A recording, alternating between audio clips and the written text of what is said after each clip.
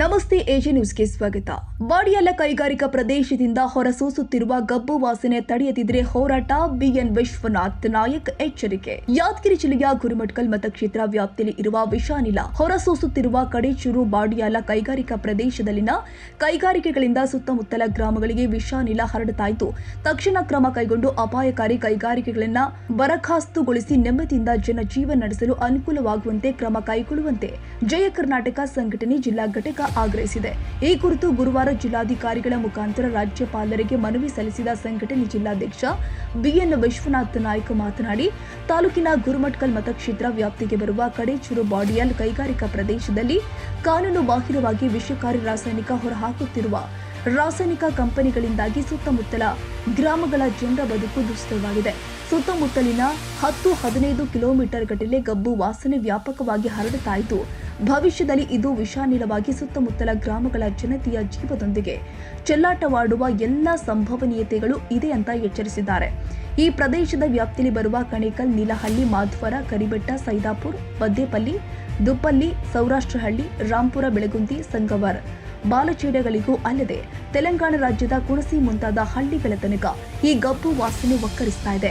ಗಬ್ಬು ವಾಸನೆ ಹರಡ್ತಾ ಇದ್ದು ಈಗಾಗಲೇ ಗ್ರಾಮಸ್ಥರಲ್ಲಿ ತುರುಕೆ, ಕಜ್ಜಿಯಂತಹ ರೋಗಗಳು ಸಣ್ಣಾಗಿ ಆರಂಭವಾಗಿದೆ. ಇದನ್ನ ನಿರ್ಲಕ್ಷ್ಯ ಮಾಡಿದಲ್ಲಿ ಕ್ಯಾನ್ಸರ್ನಂತಹ ಮಾರಕ ರೋಗಗಳಿಗೆ ಇದು ದಾರಿ ಮಾಡಿಕೊಡುತ್ತೆ ಎಂದು ಹೇಳುತ್ತಿರುವ ಗ್ರಾಮಸ್ಥರು ಗೋಳು ಅರಣ್ಯ ರೋಧನೆಯಾಗಿದೆ ಎಂದು ಆಕ್ರೋಶ ವ್ಯಕ್ತಪಡಿಸಿದ್ದಾರೆ. ಇದರಿಂದಾಗಿ ಜಲಮೂಲ ಕಲುಷಿತಗೊಂಡು ಪಕ್ಷಿ ಪ್ರಾಣಿಗಳು ಸಾವನ್ನಪ್ತಾ ಇದೆ. ಇನ್ನಷ್ಟು ಭಯಾನಕ ಪರಿಸ್ಥಿತಿ ನಿರ್ಮಾಣವಾಗುವ ಎಲ್ಲ ಲಕ್ಷಣಗಳು ಗೋಚರಿಸ್ತಾ ಇದೆ. ಹೀಗೆ ನಿರ್ಲಕ್ಷ್ಯ ಮುಂದುವರೆದರೆ ಎಲ್ಲ ಗ್ರಾಮಗಳ ಜನತೆ ರೊಚ್ಚಿಗೆದ್ದು ಜಿಲ್ಲಾಡಳಿತ ಭವನಕ್ಕೆ ಮುತ್ತಿಗೆ ಹಾಕುವ ದಿನಗಳು ದೂರವಿಲ್ಲ. ಈ ರಾಸಾಯನಿಕ ಕೈಗಾರಿಕೆಗಳು ಹೊರಹಾಕುತ್ತಿರುವ ತ್ಯಾಜ್ಯಗಳನ್ನ ಸಂಸ್ಕರಣೆ ಮಾಡದೇ ಇರೋದ್ರಿಂದ ಗಬ್ಬು ವಾಸನೆ ಎಲ್ಲೆಡೆ ವ್ಯಾಪಿಸ್ತಾ ಇದೆ.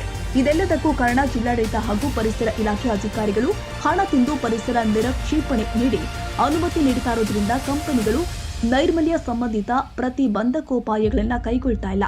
ಹೀಗಾಗಿ ಹೊರಸು ಗಾಳಿ ಸುತ್ತಲೂ ಹರಡುತ್ತಾ ಇದೆ.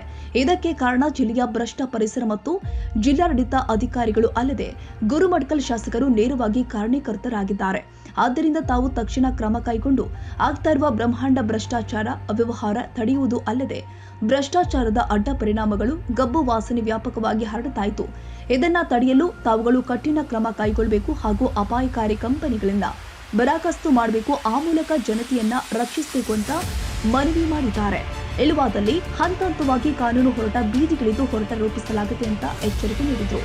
ಇನ್ನು ಪ್ರತಿಭಟನೆಯಲ್ಲಿ ರಾಜ್ಯ ಕಾರ್ಯದರ್ಶಿ ವಿಜಯಕುಮಾರ್ ಮೊಗತನ್ಪುರ, ಜಿಲ್ಲಾ ಕಾರ್ಯದರ್ಶಿ ಶಿವರಾಜ್ ಗುತ್ತೇದಾರ್, ಜಿಲ್ಲಾ ಕಾರ್ಯಾಧ್ಯಕ್ಷ ದಶರಥ ಶೆಟ್ಟಿಗೇರ, ಜಿಲ್ಲಾ ಕಾರ್ಯದರ್ಶಿ ಭೀಮು ಪೂಜಾರಿ, ಕಾರ್ಯದರ್ಶಿ ಅಶೋಕ್ ರೆಡ್ಡಿ ಎಲ್ಲೇರಿ, ನಾಗರಾಜ ರಾಮಸಮುದ್ರ, ಅಲ್ಪಸಂಖ್ಯಾತರ ಘಟಕಾಧ್ಯಕ್ಷ ನವಾಜ್ ಖಾದ್ರಿ, ತಾಲೂಕು ಅಧ್ಯಕ್ಷ ಕಿರಣ್ ಹೊನಿಗೇರಿ, ನಗರಾಧ್ಯಕ್ಷ ವಸ್ತು ಮಡಿವಾಳ್, ಎಚ್ಯುಡಿ ಸದ್ದಾಂ, ನಾಗಪ್ಪ ಹೊನಿಗೇರಿ, ಮಹಬೂಬ್ ಅಬ್ಬೆ ತುಮಕೂರು ಸೇರಿ ಅನೇಕರು ಉಪಸ್ಥಿತರಿದ್ದರು.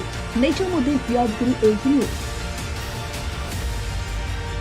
ಕನ್ನಡಿಗರ ಮೆಚ್ಚಿನ ನಿಮ್ಮ ಎಜೆ 24/7 ನ್ಯೂಸ್ ಕನ್ನಡ ವಾಹಿನಿ ಇದೀಗ ಟಿವಿಯಲ್ಲಿ ಲಭ್ಯ.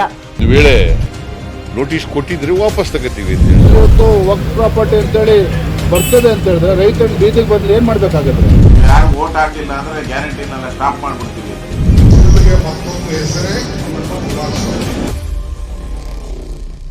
ಕರ್ನಾಟಕ ಮತ್ತು ದೇಶ ವಿದೇಶ 360 ಡಿಗ್ರಿ ಸುದ್ದಿ ಹಾಗೂ ಉತ್ತರ ಕರ್ನಾಟಕ, ಬೆಳಗಾವಿ, ಬಾಗಲಕೋಟೆ, ಧಾರವಾಡ, ಹಾವೇರಿ, ಗದಗ, ಬಿಜಾಪುರ ಜಿಲ್ಲೆಯ ಕ್ಷಣ ಕ್ಷಣದ ವಿವರವನ್ನ ಪಡೆಯುವುದಕ್ಕೆ ಎಜೆ 24/7 ನ್ಯೂಸ್ ಕನ್ನಡ ವಾಹಿನಿಯನ್ನ ಲೈಕ್ ಮಾಡಿ, ವಿಡಿಯೋಗಳನ್ನ ಶೇರ್ ಮಾಡಿ, ಕಮೆಂಟ್ ಮಾಡುವ ಮೂಲಕ ನಮ್ಮ ವಾಹಿನಿಗೆ ಸಹಕಾರ ನೀಡಿ ಮತ್ತು ಚಾನೆಲ್ ಅನ್ನ ಸಬ್ಸ್ಕ್ರೈಬ್ ಮಾಡಿ. ಧನ್ಯವಾದಗಳು.